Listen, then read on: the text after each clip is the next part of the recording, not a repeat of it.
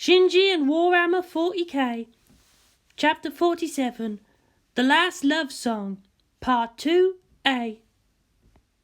I know not with what weapons World War III will be fought, but World War IV will be fought with sticks and stones. Albert Einstein. For arguable levels of stone, whole planets could qualify as thrown rocky projectiles, so it turned out World War III needed to be fought with giant robots and hammers. It was only Europe that saw use of their rifles and rockets from the cradle's brazen assault on Nerve Germany. The JSSDF had every gun and artillery pointed towards Tokyo 3, but uselessly. "It is well that war is so terrible, otherwise we should grow too fond of it," Robert E. Lee, Yang had once mused. "Battle is the most magnificent competition in which a human being can indulge. It brings out all that is best, it removes all that is base. All men are afraid in battle. The coward is the one who lets his fear overcome his sense of duty. Duty is the essence of manhood. George S. Patton," he said next. And then finally, "What's the difference between these two quotes, do you think?" "One of them lost their war," Colonel Takato Nasuno, now sole commander of a Cerberus base in its conventional armed forces, replied. "They did both get tanks named after them. Other than that," he shrugged, "they can both be true." Yang nodded. "War is a terrible thing, perhaps the greatest and at the same time vilest of mankind's inventions. The power to destroy was as real as the power to create.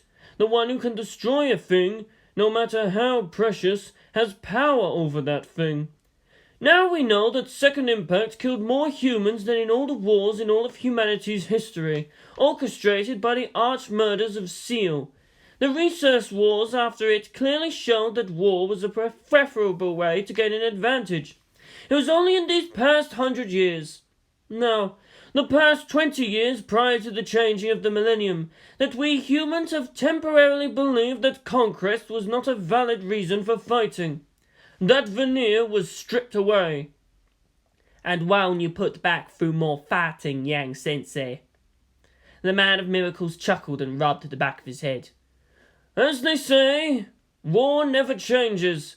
But mankind never realized it had been at war ever since the first moment of their existence. Mankind lost this war before it had even begun." Both men looked out to the blue sky. Greed never ceases. And hunger never goes away.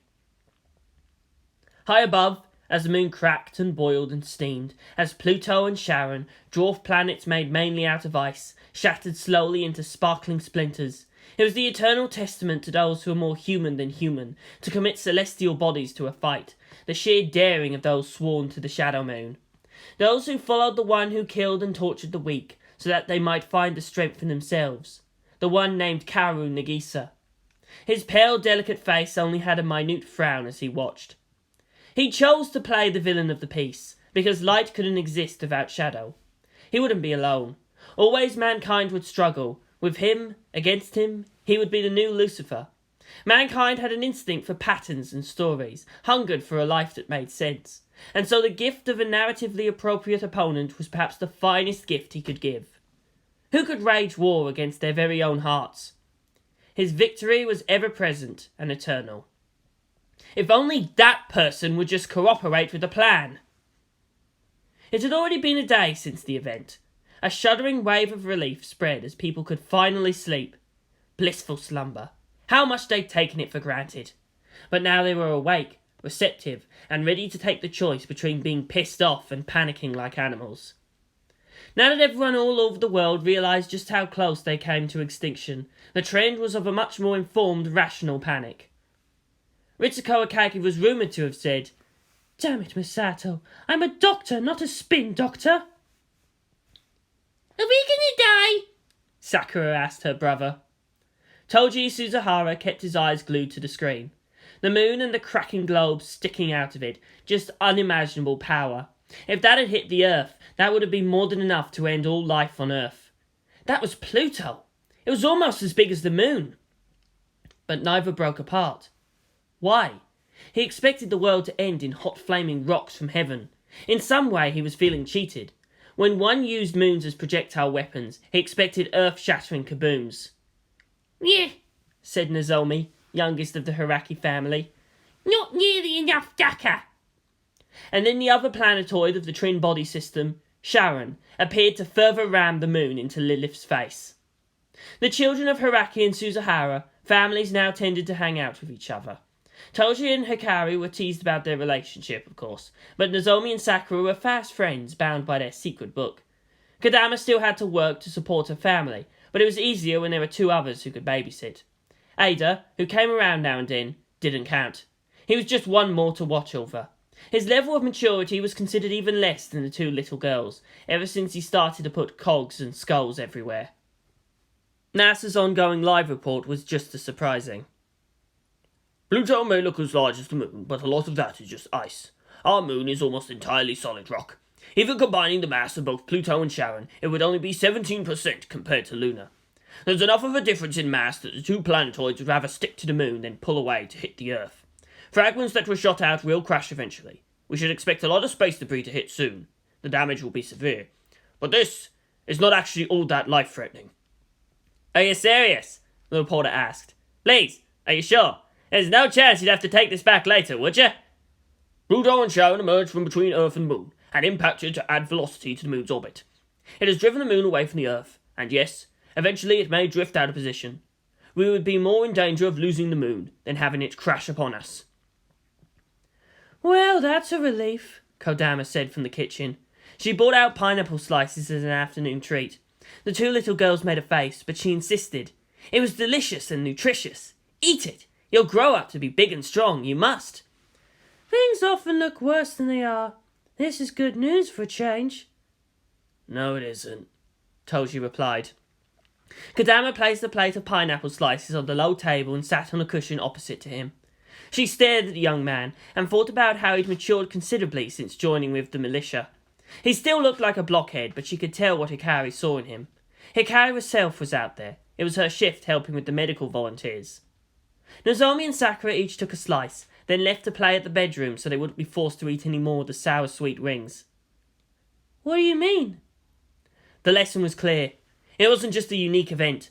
With the unlimited power of Adam, Kaworu and Nagisa now had the power to pull planets out of their orbits and end all life on Earth. How does one fight against such unchained power?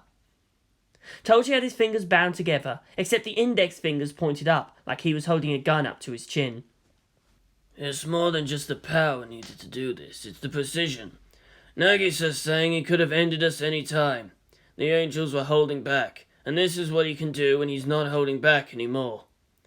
"But this did kill the angel that could reach into everybody's mind and take their dreams. Should we be thankful?" She considered taking her sisters and just leaving, but there was no place on Earth far enough to run. "Do you think there'll be war again?" "Honestly, I think the only reason the damage isn't as bad as it could be is because if we all died, there'd be no one for him to rule." Toji grimaced. "The Black Moon. Everyone thought Soryu had destroyed their capacity to threaten Earth, except for an escape capsule." "Those guys had a spaceship. They could have gone anywhere, but they came back."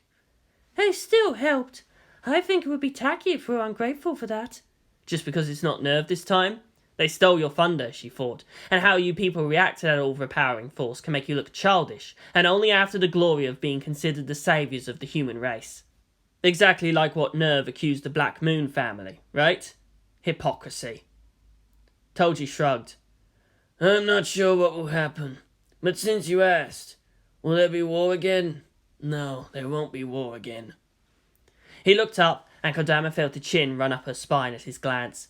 She remembered that Nerve had asked her to sign permission forms for testing. Hikari, her younger sister, him, even Kensuke Ada. They were tested and classified as potential replacement pilots. "Because the war never stopped," he said softly. The unbearable thing about it was that he actually looked sad about it. This wannabe soldier, closer to the dream than even Kensuke acted out, didn't want to fight. It was just a waste of lives. He didn't want his little sister to grow up in a world like that. When the call came an hour later, he didn't hesitate. If they needed even a 15-year-old like him, he was happy to put on the white shield. Sakura Suzuhara and Nozomi Hiraki stared out the window to the sky. The afternoon was just clean of clouds, crystal clear and infinitely high. The better to see the ruins smelt upon the moon. Do you still hear the drums? Nozomi asked. Yeah. It's not over. Sakura smiled fiercely, showing all the bloodlust as if she'd stolen it out of her brother's soul. Here we go. What the hell am I looking at? Misato shouted as Amaji's sensors resolved the mess outside high orbit. They'd be lucky if Kessler syndrome was all they got from this. A piece of the moon? How big of a bang are we going to get if it hits? She bit her lip. 2 Evangelions just might be enough to produce an AT field that can repel a city destroyer. Hell, they'd already done it. This was small-time nonsense. However, this was no mere angel. Her eyes flicked at a somewhat lewd sight of Pluto still sandwiched between Luna and her old partner Sharon. Misato rubbed at the bridge of her nose. Damn it, Kaji. No, it's worse, Shigeru breathed. It's Unit 1! Fuck my life! The roads leading into Tokyo 3 were deserted. It was almost impossible to imagine that just some hours ago these highways were literally clogged with people, all looking to snatch some sleep. The people had learned, in times of emergency, unless you're a total nut bar hard case like Tokyo 3 residents, that place is the least safe to be.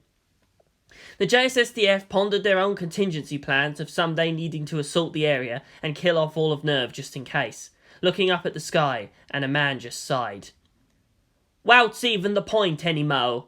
Colonel Nasuno asked. It still felt weird to be sitting in Yang's chair, but not even a miraculous strategist could figure out a way from this utter mismatch. Why even bother? Is that really all that's left to us? Spat? To claw at our enemy's throat, even as it tries to swallow us whole? You have witnessed those children do the impossible so many times. Why lose faith now?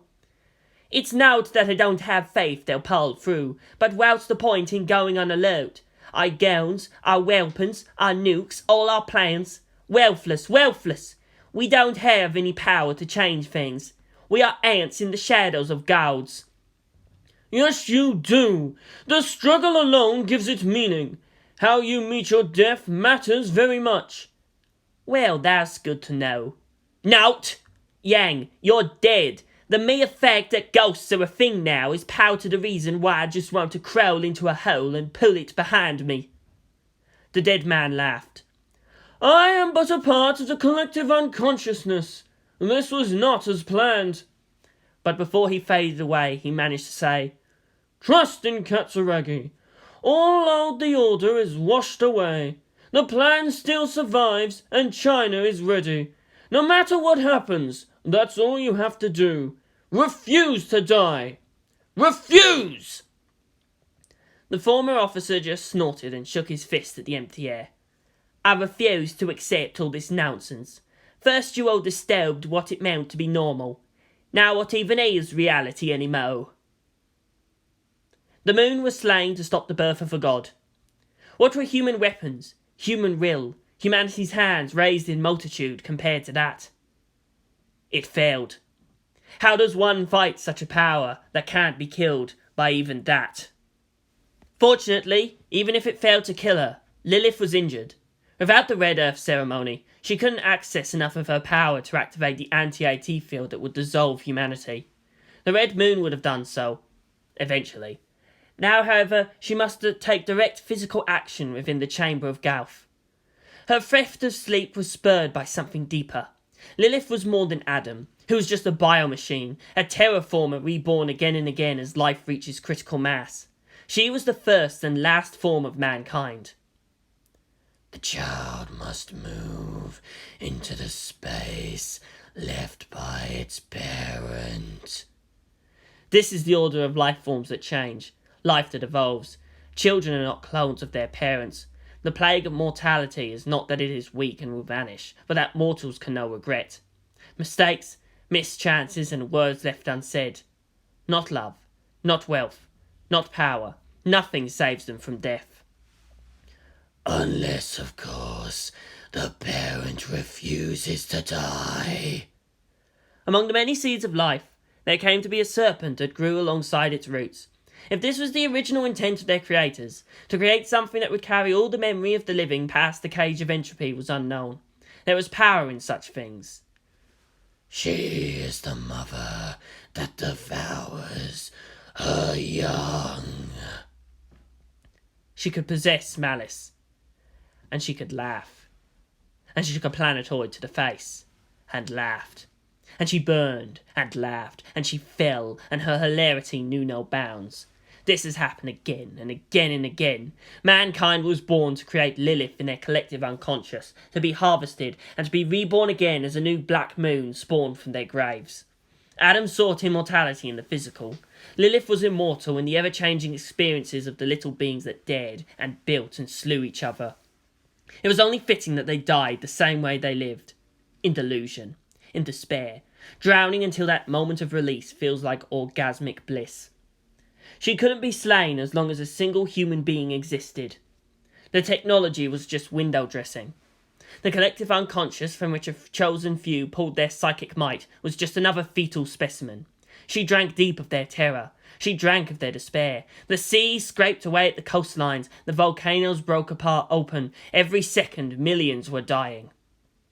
Lilith laughed. She burned. She laughed and laughed. The mother and daughter, and the one who devours, Lilith. It was the voice of humanity, reborn to the pains of samsara, hating itself, in a cycle perpetuated across unknown eons. So many red, stillborn worlds in the cosmos. Instrumentality. Peace. It was also fitting that Seal and mankind attempted to find nirvana in the greatest act of murder possible.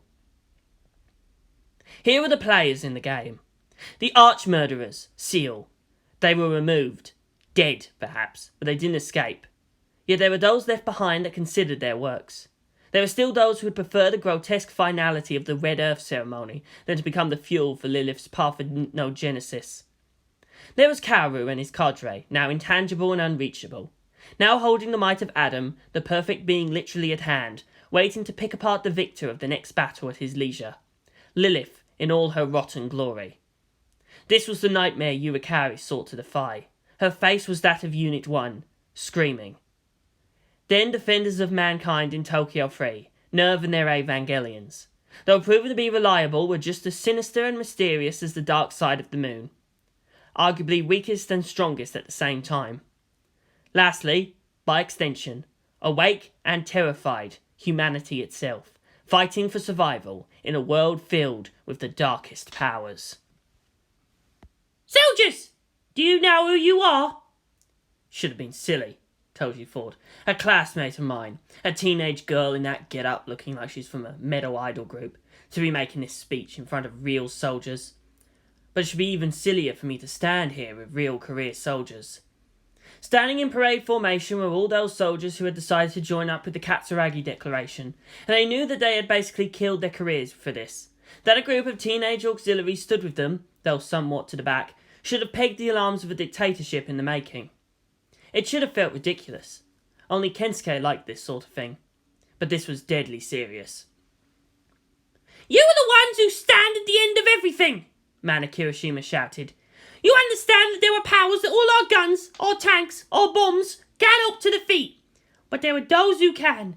And you understand most of all that they are not invincible. You know me. You know Great Tancred. We have fought in the battlefields of gods, and my friends died for me. They died for the sake of the people who stand behind us, the powerless, the weak, our friends, our loved ones. So understand me when I say this fight is the end for all of us. We're the ones who stand in the gateway to hell. If we fail here, we fail forever. Humanity dies only after every one of us breathes our last. Some of you might be wondering, what's the point of fighting when only the Evangelions can win the fights that matter? Wrong! To kill giants, all you have to do is burn that which they fight so hard to protect. Without a reason to fight, they die! And then the world dies! Look up at the sky. That white moon. We're the ones who defy that power. Look at my arms. Here Mana raised her dainty wrists. You know the terrible power of the Evangelions, but I have with me the power of 3 billion hands. I look at you with 6 billion eyes, and I scream with 3 billion throats from the end of the world. I refuse! I will survive! Raise up your rifles and steel your hearts. You're the end of history. Soon enough, there shall be a fight beyond anything anyone can imagine. We don't need too many fighters. We don't need all the weapons in the world. Tokyo 3 is about as hardened as it could possibly be. This is not the place for manoeuvre combat, for air superiority, for sophisticated electronic warfare. The air itself can become poison. Your senses can lie to you. We don't know the shape of the nightmare to come. But your weapon is faith. Your shield is hate. Your strength is spite. In a few more hours, madness shall descend. What is asked of you is to stand firm in face of absolute terror. We are the ones who hold the trust of humanity. If the enemy gets past us, the power of the Evangelions will be destroyed. It must not happen. It would be an honour to die with you, but that's not what's going to happen. We are not Spartans at the hot gates. We are not a glorious last stand. No matter how bad it gets. Fight! Trust that we'll survive. Fight for the brothers by your side. Fight for the living. Kill for the dead. Fight for the living. Kill for the dead. We are the ones who stand at the end of everything. I'm finished. Mana bowed and stepped away from the microphone. A loud, heartfelt roar was the response to her words. Later, as the formations dispersed, Toji found the foreign soldiers speaking to each other. As Lilith's theft of sleep faded, a new miracle had descended onto the nerve sites all over the world. They could all speak different languages, but could understand each other perfectly, but only within the territory claimed by Nerve.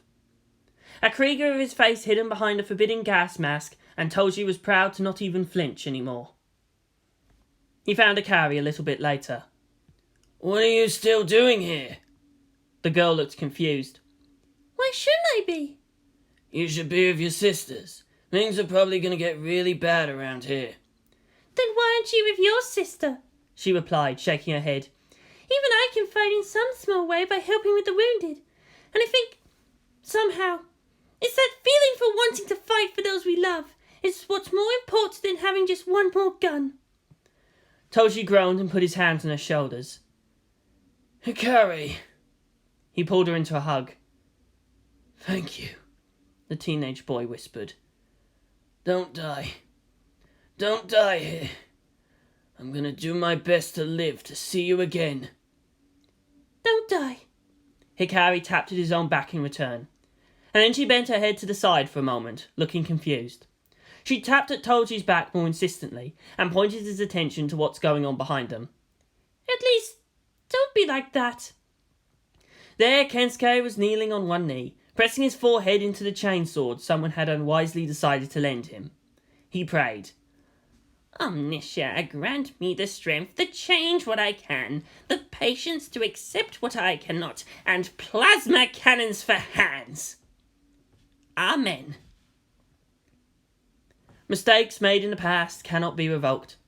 They leave only room for regret, and now the consequences press down upon the present. Sisyphus slipped. Off balance, his strength removed. The boulder begins to tilt. Sploosh! Seda Fatemi in Turkey screamed as her child, clinging to her in fear, explodes into orange goop. She knelt and tried to gather the puddle in her hands, still screaming her son's name. Sploosh! Sploosh! There was no acceptance, no epiphany to be found here. Only hunger. Meanwhile, New York drowned. The moon's death throes pulled at the earth's waters, and as cars bobbed like tiny corks in the hammering tides rushing like a hydra through the streets, towels were turned into islands of safety in the madness. Fred Stevens, personal injury attorney, gave a guilty sigh of relief as he backed away from the 35th floor windows. Then he felt something yank at the insides of his eyeballs. Sploosh! In Germany, people rushed to the shelters, and the streets ran orange. In the new Vatican, the Pope's seat was left wet and empty. The Himalayas rang from psychic shields straining against the call of a hungry god. Kali! They shouted in Bangor, and no one was spared. In under 30 minutes, world population was pared down by 500 million, and increasing.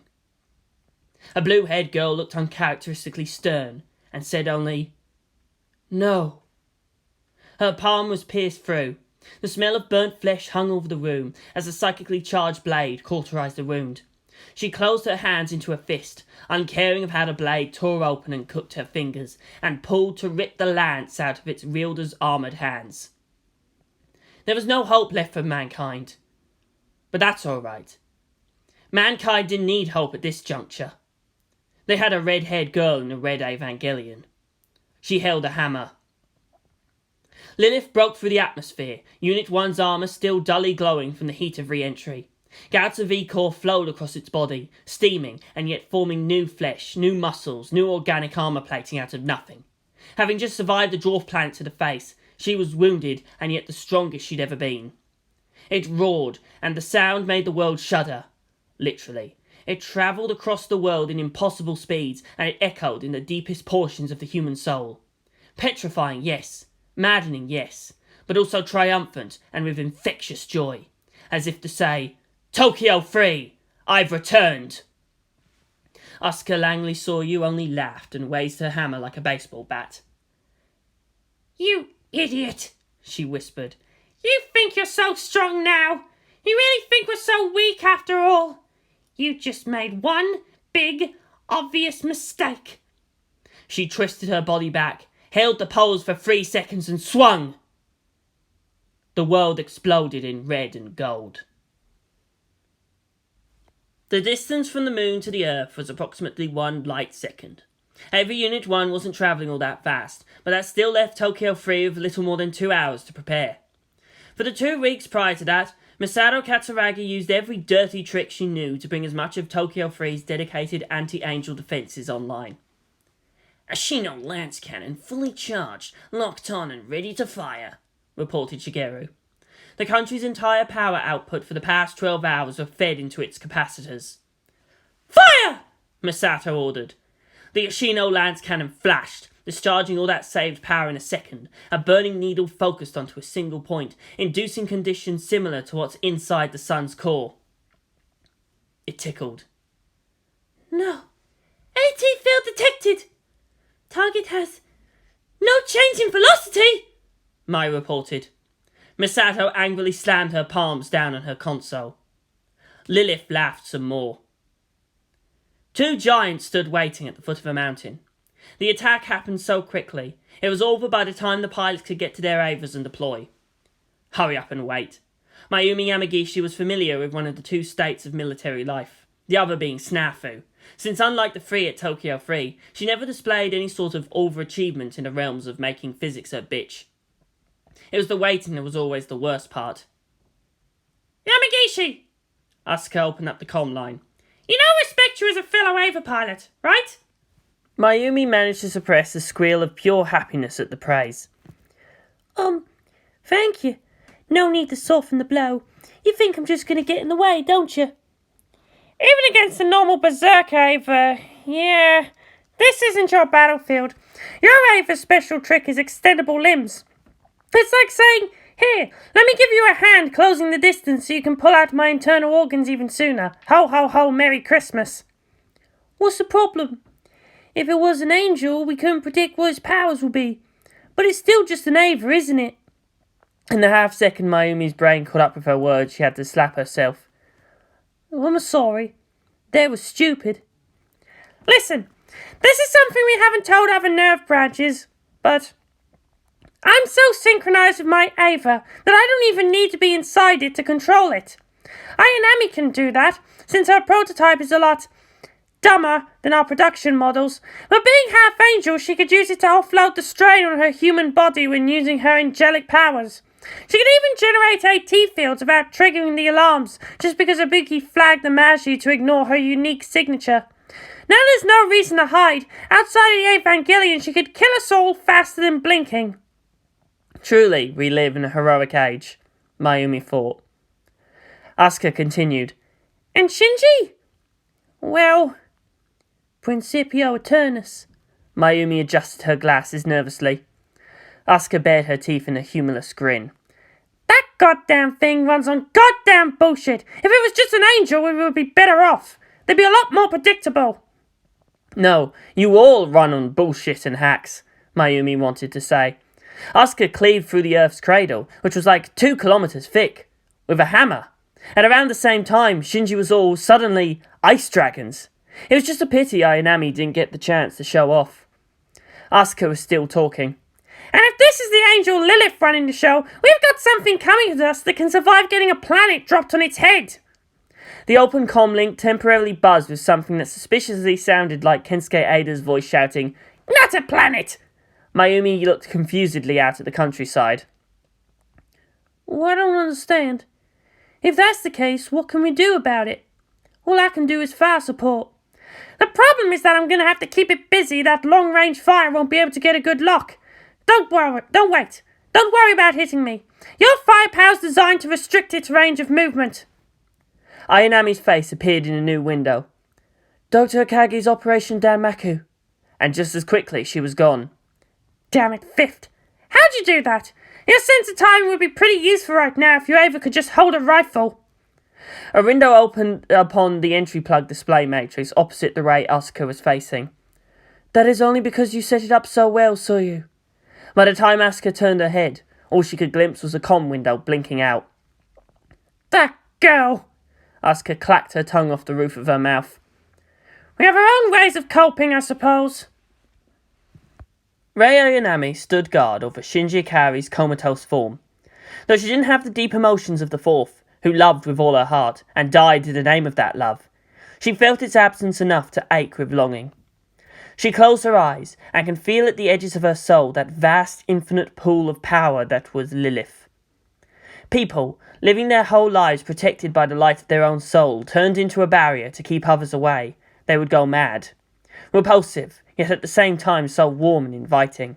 Those who sought purpose that will never abandon them, those who sought an end to fear and pain, they are the often among the first to be pulled back into the room. The part of her that was Lilith's soul had already been cleansed into the great mother that devours her young. The part of her that loved had died.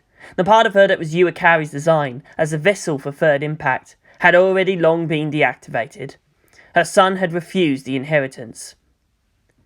Why am I here? She asked Shinji's sleeping form. What more do you ask of me? She clenched her fists. She had no power to protect him. Her link to Unit Zero was quiescent. Fear was the human condition. Dimly she remembered this was what she so desired not so long ago. Was this supposed to be freeing? Soyu is interesting. I am not the fourth, yet with her I can feel at peace. She has the strength I lack, but it's impossible for me to envy her.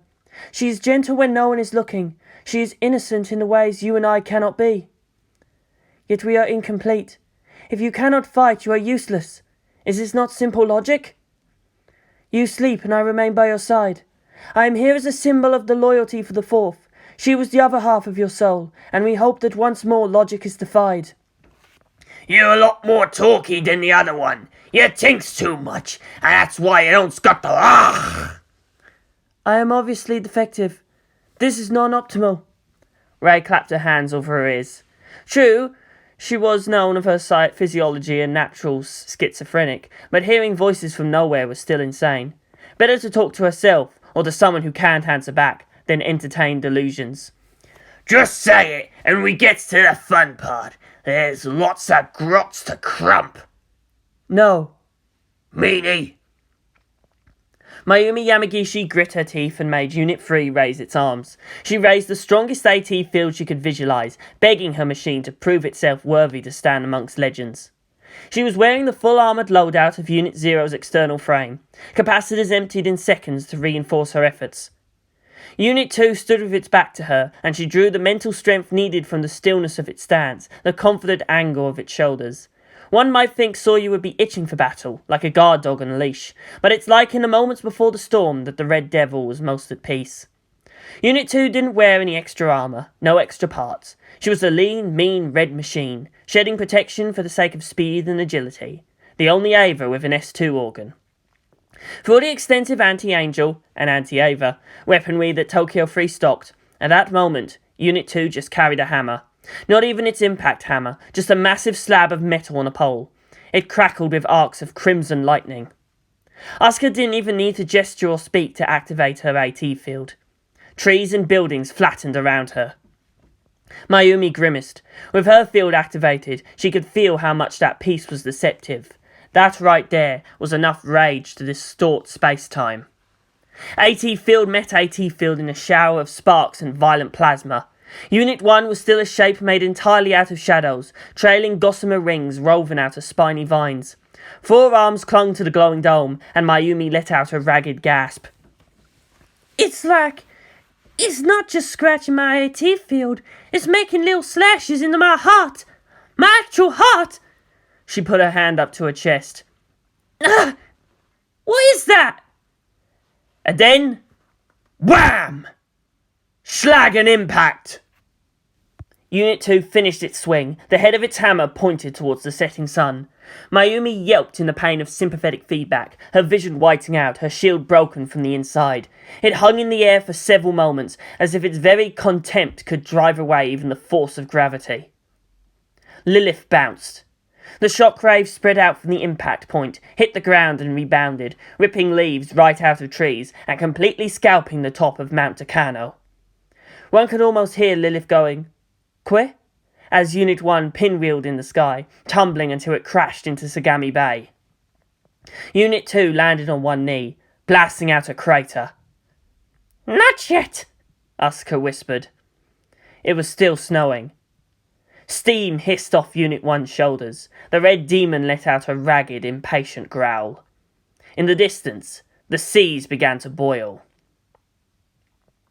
Shinji swam. He felt small in the sea of life, yet at the same time it felt like swimming between star systems.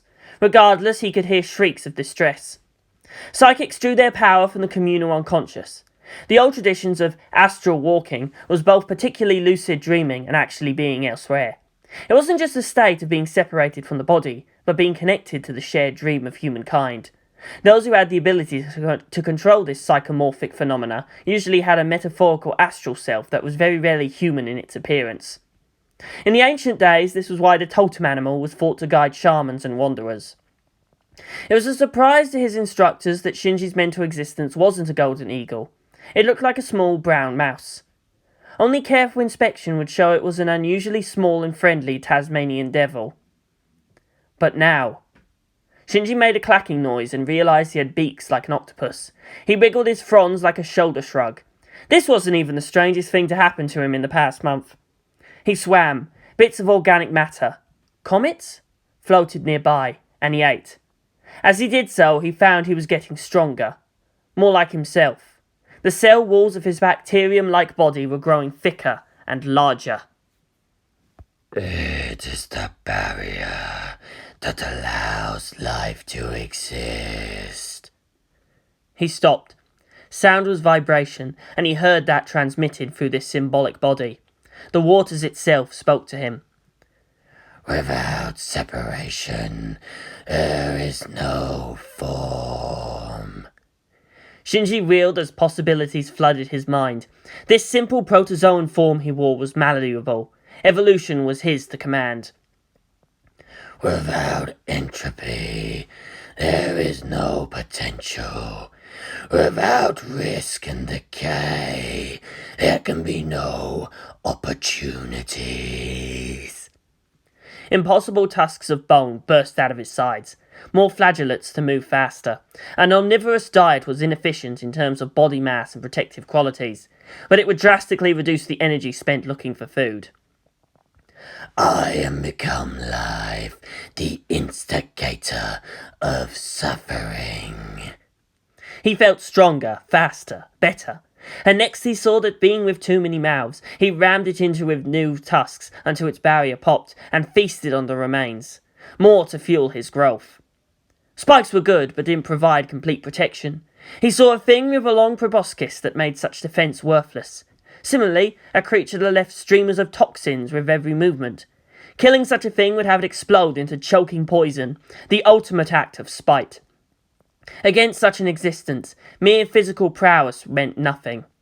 The proboscis was tired and discarded. Snapping jaws discouraged attacks from the front. Poison was discarded as well. It was a simple existence. Hunt, feed, kill, eat, grow, evolve. And every single one of them was a human being. And then Shinji stilled. This isn't the human communal unconscious, he realised. Lilith existed in the warp. Abruptly he changed forms, trading everything, including his sight and sensing organs, for as many organic water jets he could pack. He shot away. Where do you think you can run, manling? The waters itself spoke to him. Of course! Why didn't he see it before? Something with too many mouths bore down upon him. He wouldn't be able to dodge in time. With a flash, he traded those jets for a single large spike and a whole mess of electro-organs. An electrical field sparked around him, and as he lodged it in his gums, he fed it enough current to cook it from the inside. The thing flopped over. Dead. The shape of man is sacred. This you said. Whatever happened to that? Shinji shifted to something with fins. Right now, his electro shield was a perfect defense, even against things much, much larger, but he couldn't help others with it. Speed. Raw speed.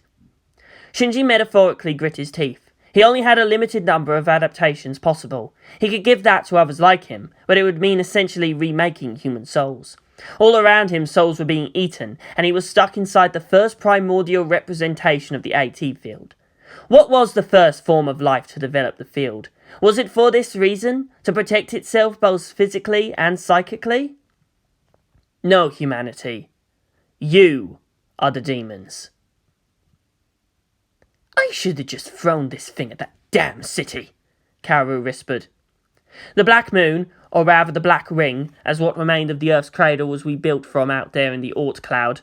While the world relaxed, Kaworu used the power of Adam to shape an artificial world. Lilith and Adam were originally terraformers, after all. That it now had a startling resemblance to a manta ray was just coincidence.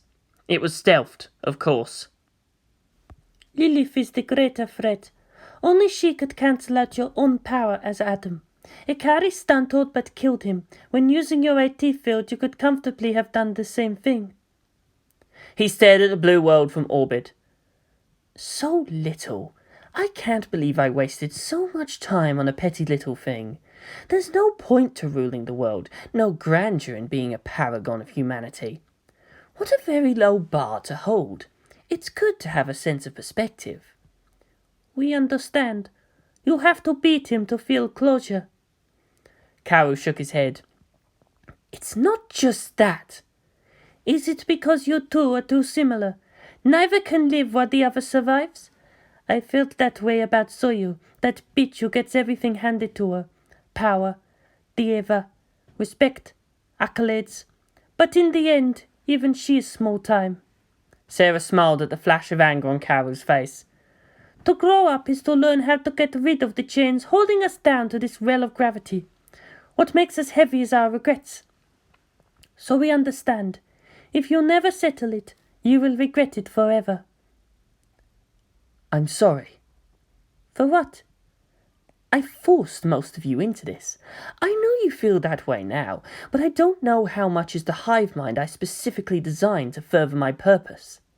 I am like Cain, forever marked by that one mistake.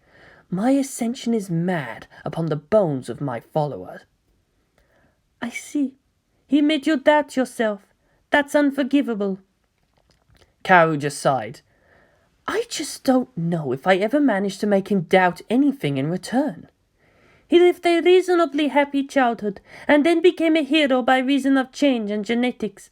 You had no one to even acted as parents. You were made as Seal's weapon, and had to raise yourself. Your truths are your own. All of us here with you have lived lives that was nothing but unfairness. Damn him! Even when doing nothing, he wins. If you try and control everything, you control nothing, Nagisa. You want people to respect you for your power, but you don't have to deserve it. You never had to earn their respect. All you had to do was care for the few around you. I made you better. Immortal. Freed from the random hand of fate and genetic lottery. And we thank you for it. We understand everything now. I tried so hard, and they rejected me. They didn't understand anything more than how to sate their own urges. They're unworthy. They lived as vermin and were content to die as vermin. Humanity has no purpose but to eat, defecate, and reproduce. They cannot be united. It is better for the malfeasance to burn as we light up the new path," said Sarah. Just stop, Nagisa. Damn it, just stop. Leave them alone. Let them forget. Just leave and I'll promise you they won't make a monster of your memory. You'll be just another myth in the end, and then you can see if they can be won over later. Stop trying things for kicks. Just stop. Let them learn things for themselves. Let them have their own victories. Have some sympathy. Sympathy? You have the power to relieve the meaningless pain and suffering of so many. It is a greater evil to do nothing. It is evil to condone injustice. Thank you, Commander Farsight. This damn hypocrite needs a punch to the face so hard. Wait. Damn it, Akari. Get out of my head! I can't. There's a part of you that's still glad to call itself human, and I'm connected to all of them now. Why don't you go and bother anyone else on this moon for a change? Go foment a revolution or something, if it will make you happy, and go away! Strangely, they're even less human than you are. They're a new form of life with the hive mind. Finally, something you can't win over, Akari. These people. This planet, it's what's precious to me. Don't make yours a threat to humanity, Nagisa. Please! I will destroy everything you value and rebuild it all anew. You are a speck on the tide of history, Akari. We are the harbingers of your destruction. For the greater good, said Farsight. For the greater good. Yes, for the greater good. The girl smiled fondly, but Kaworu was looking out towards the stars and didn't see it. Out from the surf a monster arrived, in a strange parody of the angel that first attacked Tokyo 3, Sachio. Now Unit 1 clawed its way out of Sagami Bay. Unit 1 stood up, and now everyone could see what change Lilith wrought upon its form.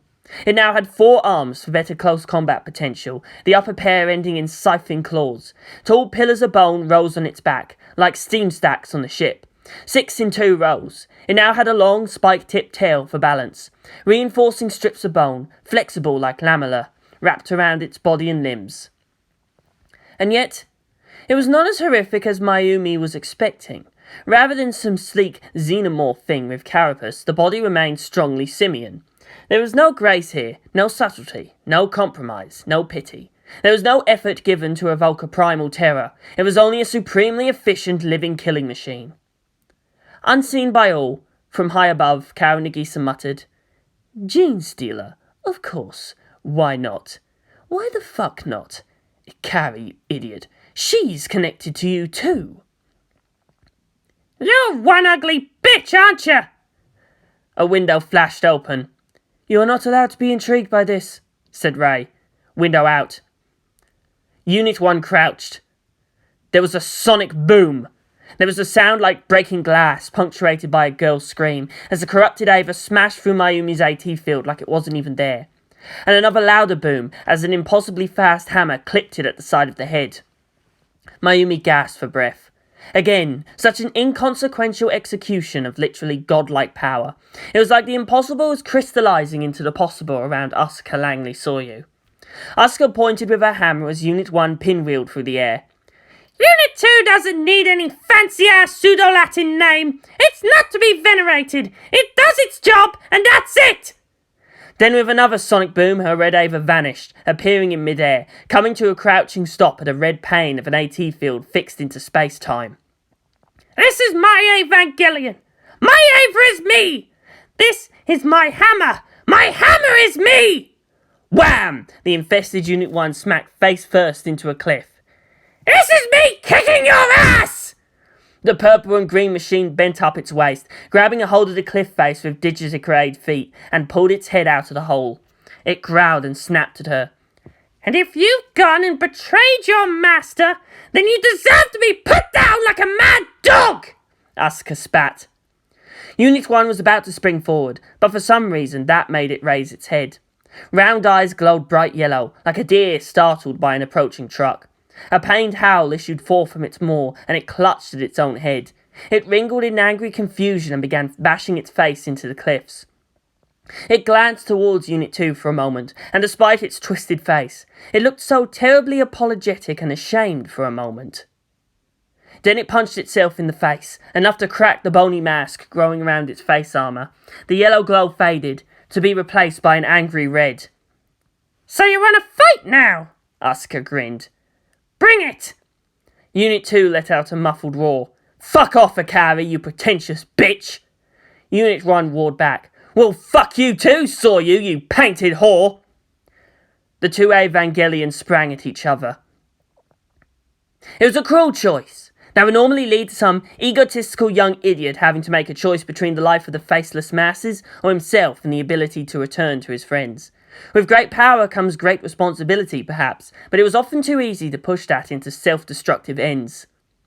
Regret changes the nature of a man. But then again, that presumes one didn't have fireside chats with orc rates. Oi! What's this mucking about? So you got some grots eating your squiggards and you can't keep chasing after them. You gotta split yourself apart until you're a bundle of instincts and no brains to know which end you point your dagger towards the enemy. Why do you believe in what this pansy is saying? Look at yourself by looking at others looking at yourself. What the zot do you think he is? Enough! Suddenly everything was gold, and he was throwing lightning all around from the tips of his fingers. The thing that wore his mother's face laughed as its flesh sloughed off its skull and it sank down into the brassy abyss. Shinji paused. The more he spread out, the more he duplicated to serve as like a white blood cell to prevent Lilith from eating humanity, the less he'd be able to affect the physical world. Power called, but in accepting it, he would never again be able to return to mortality. To loved ones, and friends and family. It wasn't enough. In fact, wearing the human form brought him further away from returning to his mortal shell. The seas boiled around him, and all of it was made of hungry mouths. More power. He needed more in order to survive. He needed more in order to go back to the people that needed him. And every soul he touched asked, "Then let us burn. Burn like blood." A strange sort of laughter threatened to bubble up from inside him.